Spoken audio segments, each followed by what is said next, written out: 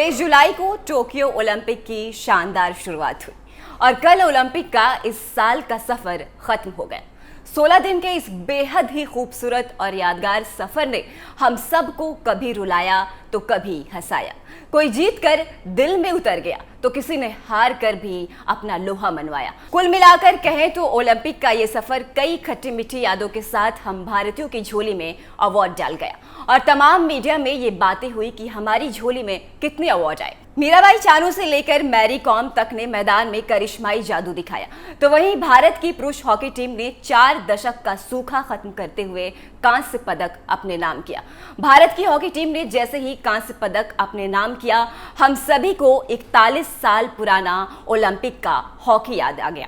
हम सभी ने साल ओलंपिक का 1980 तो जरूर याद किया और खूब खबरें भी दिखाई गई, लेकिन क्या हमने सोचा कि साल 1980 से आज 2021 में आने के बाद हमने ओलंपिक में कितने सुधार देखे। ओलंपिक में भारत के सफर की बात करें तो इस बार हमने कुल 7 पदक जीते, जिसमें एक गोल्ड भी शामिल है। लेकिन हमारे खिलाड़ी जिस तरह के जज्बे के साथ खेले, क्या ये पदक उस हिसाब से संतोषजनक है?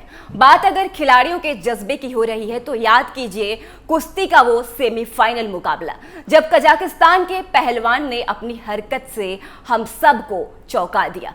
आपको याद आ रहा होगा कि कैसे इस विदेशी पहलवान ने रवि दहिया के बाजुओं पर दांतों से वार किया था, लेकिन उन्होंने दर्द को भूलकर कुश्ती के दांव पेच पर फोकस बनाए रखा और सनायेव को सेमीफाइनल में शिकस्त दे दी।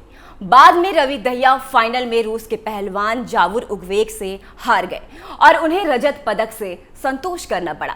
ओलंपिक में सोना जीतने का मौका गंवाने का मलाल दहिया के चेहरे पर अब भी साफ साफ झलकता है। यानी हमारे खिलाड़ियों में जज्बे की कोई कमी नहीं है। अगर कमी है तो सुविधाओं की। ये सिर्फ रवि दहिया की कहानी नहीं है, ये कहानी है पूरे भारतीय ओलंपिक टीम की। हमारी टीम का हर एक खिलाड़ी पूरी ताकत के साथ लड़ा है, लेकिन हमारे खाते में मेडल बहुत कम आए हैं। आखिर इसके पीछे की वजह क्या हो सकती है? इससे पहले भारत ने 2008 में हुए बीजिंग और 2012 में हुए लंदन ओलंपिक में सबसे ज्यादा मेडल जीते थे।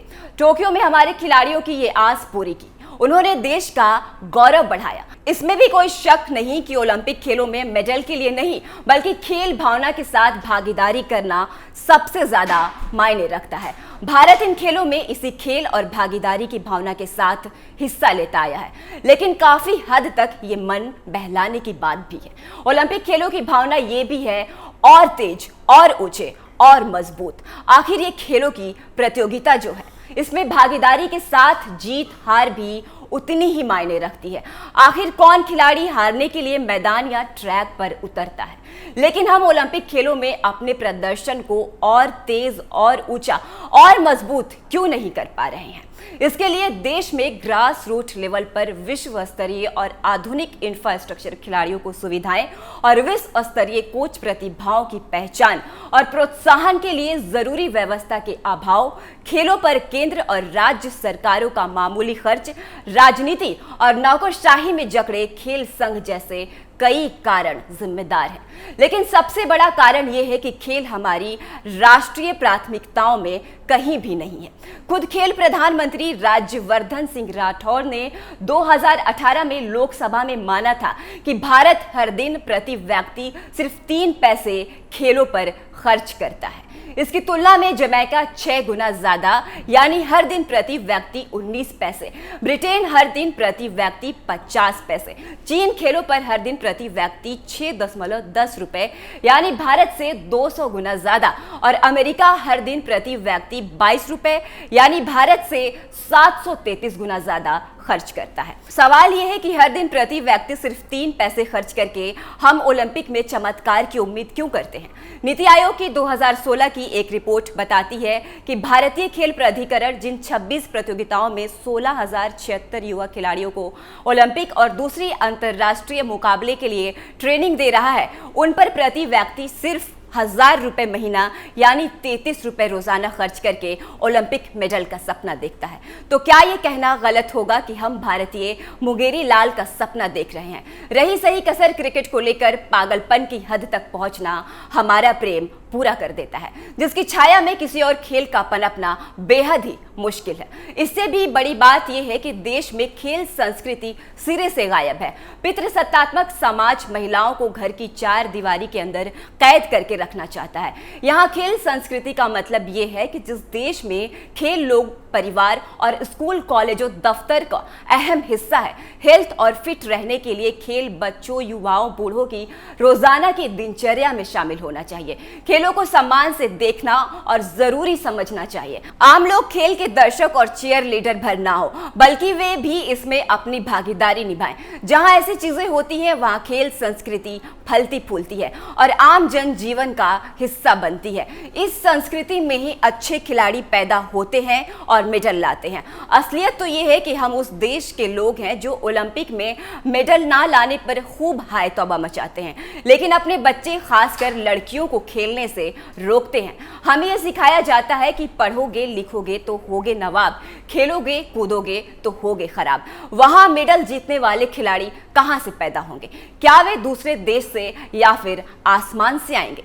आखिर हमारे कितने स्कूल, कॉलेजों में खेलों को पढ़ाई के बराबर की जगह मिल पाती है? असल में ओलंपिक में मेडल जीतने के लिए हमें अपने टैलेंट पूल को बड़ा और व्यापक और इंक्लूसिव बनाने की जरूरत है। सामंती और पितृसत्तात्मक मानसिकता से लड़ना होगा। खेलों को खास से आम बनाना होगा। खेलों को हर छोटे बड़े शहरों, कस्बों, गांवों तक ले जाना होगा। खेलों को एक आंदोलन के रूप में बदलना होगा। यही नहीं, खेल संस्कृति के लिए यह भी उतना ही जरूरी है कि सरकारें हाईवे, हवाई अड्डे, बिजली घर, मेट्रो जैसे इंफ्रास्ट्रक्चर प्रोजेक्ट की योजनाएं बनाते हुए उतनी ही शिद्दत के साथ देश के शहरों और गांवों के क्लस्टरों में खुले पार्क, जिम, खेल के मैदान, स्टेडियम और प्रशिक्षण एकेडमी बनाना शुरू कर दे। लेकिन हो ये रहा है कि शहरों और कस्बों से लेकर स्कूलों तक खेल के मैदान रियल एस्टेट और इंफ्रास्ट्रक्चर की भेंट चढ़ जा रहे हैं। खेल का मैदान और पार्क बनना और उसका रख रखाव हमारे नगर निगम और जिला प्रशासन की प्राथमिकताओं में सबसे नीचे है। ऐसे में हमें मेडल ला सकने वाले खिलाड़ी नहीं मिल रहे हैं और ओलंपिक में हमारा प्रदर्शन निराशाजनक बना हुआ है। तो इसे लेकर हम हैरान क्यों होते हैं? इस सब में एक और जरूरी बात यह भी है कि नरेंद्र मोदी ने जिस तरह खिलाड़ियों को प्रोत्साहित किया, वो एक देश का प्रधानमंत्री होने के नाते बहुत जरूरी है। पीएम मोदी का ऐसा करना ये बताता है कि प्रधानमंत्री खेलों को ऊपर उठाना चाहते हैं, लेकिन इसकी शुरुआत तो हमें घर से करनी होगी ना। फिलहाल के लिए बस इतना ही। देखते रहिए कैपिटल टीवी। अगर आपको हमारा वीडियो पसंद आया हो तो इसे लाइक करें, हमारे चैनल को सब्सक्राइब करें और हाँ, बेल आइकन दबाना ना भूलें ताकि आप तक हमारे वीडियो की नोटिफिकेशन पहुंचती रहे। आप अपना सुझाव हमें कमेंट बॉक्स में दे सकते हैं। हमारे साथ जुड़ने के लिए शुक्रिया।